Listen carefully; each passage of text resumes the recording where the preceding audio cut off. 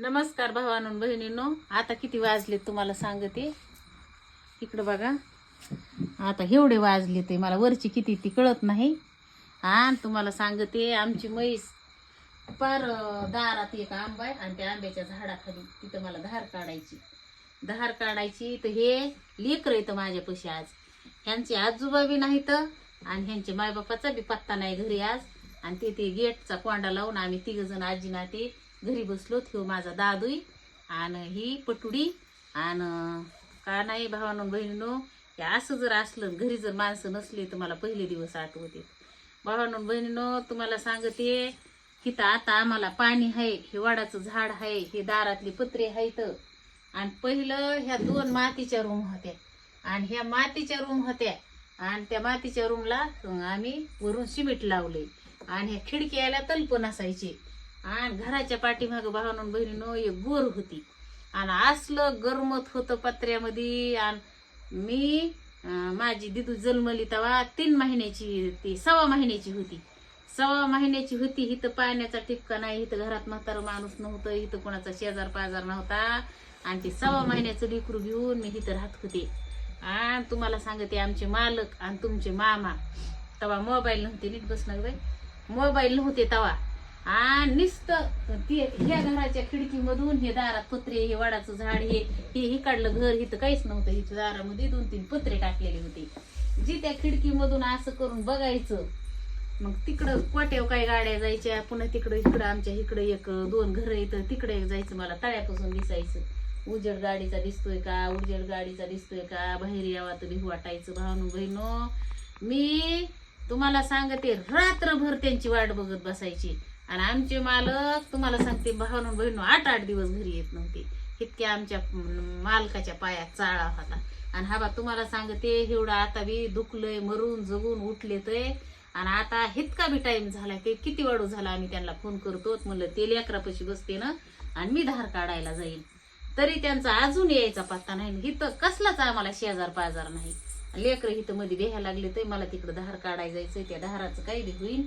पण ना तुम्हाला सांगते, एवढे वाईट दिवस काढले ते मी इथं ह्या जागेवर की. आणि ते आठवड्याने बी जरी आले तर हेवडाले दगड घेऊन यायची, हेवडाले दरवाजेवर दगड मारायची. आणि तुम्हाला सांगते, दारू प्यायची आणि भांडणं काढायची.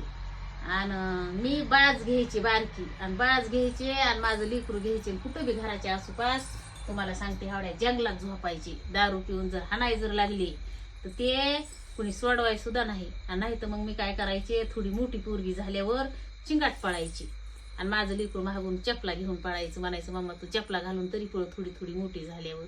मी पुढं काट्याने ह्यानी हाणायला लागले तर सोडवाय कुणी नाही म्हणून मी पुढं पळायची आणि ती पोरगी माझ्या मागे चपला घेऊन पळायची.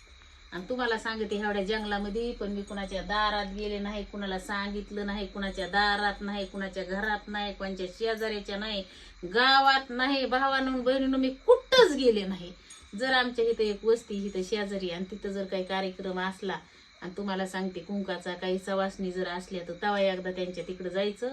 आणि एकदा हळदी कुंकाला वर्षातून बाया आमच्या इथं यायच्या संक्रांतीच्या टायमाला आणि एकदा लक्ष्मीच्या टायमाला. 2दाच बायाने घरी इथं यायचं. आणि नाही तर तिकडं कसलंच जायचं नाही. ह्या इकडं पाण्याला मोटर चालू असायची, तिथून डोक्यावर पाणी आणायचं. आणि एकदा तर तुम्हाला सांगते, मी धुणं धुवायला गेले तिथं. आंब्याची 2 मोठाली झाडं होती आणि धुणं धुवायला काय सांगावं तुम्हाला, काय सांगावं, इतके अवघड दिवस आहेत ते. अजून एक भावांनो बहिणींनो, तुम्हाला सांगते, एकदा तर काय झालं म्हणजे असं किती बार काय झालंय तुम्हाला काय सांगावं. सगळी झंझटीतच माझी जिंदगी गेली. अशी लोकाचं बघावं तर नवल आणि माझं बघावं तर नवल. मी कपडे धुत होते, अरे शांत बस ना बाई. मी कपडे धुत होते आणि मी पोरगी अशी 3 महिन्याचं लेकरू असं झोपविलं आणि बाळू ते कपडे ते धुवून गेले. तिथं मोटर चालत होती, बाजूला ऊस होता. आणि एक तिकडला आमच्या गावापाशी कळसंबरचं भैर म्हातारं होतं आणि बदा पाणी वाजवते. पाण्याच्या कडीला मी धुणं धुते. पोरगी अशी आंब्याखाली झोपली, 3 महिन्याचं लेकरू. भावांनो बहिणो, आता ह्या माझ्या नातरुंडाला मी 6 महिने अशी दारा सुद्धा जाऊन दिली नाही. जावळाचं लेकरू. आताच मला तर तेव्हा काहीच कळत नव्हतं. आणि 3 महिन्याचं लेकरू तिथं नेऊन झोपिलं, धुणं दूध बसले. जेव्हा म्हशी उन्हाच्या कारात पाण्यावर आल्यात आहे तुम्हाला सांगते, अशी माझी पोरगी झोपली होती. आणि एका म्हशीनी असा दोन्ही पायाच्या मध्ये थोडासा अंतर होता तिच्या पोटाच्या, आणि तिथं पाय दिला, आणि म्हशीने पाय देतात येतात तिचं अंग तुला आणि पुढं गेली. नाहीतर त्याच दिवशी माझ्या लेकराचं तिने डेडाळ काढलं होतं. पण हे अशी माझ्या लेकराची प्रगती होणार होती, आणि माझं नाव कमिणार होतं माझं लेकरू. आणि तुम्हाला सांगते एवढे वाईट दिवस काढले, आणि एवढे वाईट दिवस कधी बी वाईट दिवस काढले तुम्हाला सांगते भावानं बहिणीनं, कधी बी चांगलं होतं. माझ्या एवढं नवऱ्याचं दुखलं का आम्ही लय झटलो त्यांच्यासाठी, त्यांचं राहिलं चांगलं झालं.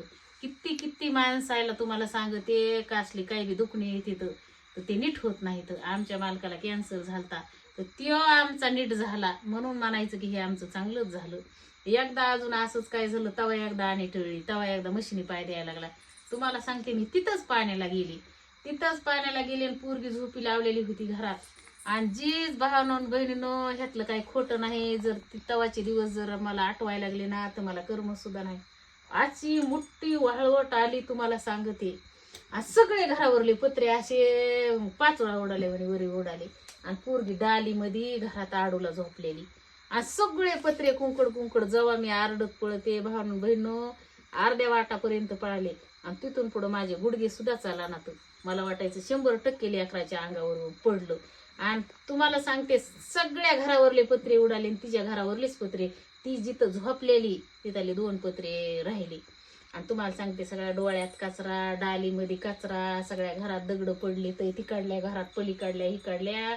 आणि देवाची स्वामीची कृपा तिच्या घरावरले सगळ्याला आमच्या हिताल्या लोकाला माहिती, जिथं लेकरू झोपिलेलं तिथली 2 पत्रे तसेच तिच्या अंगावरले.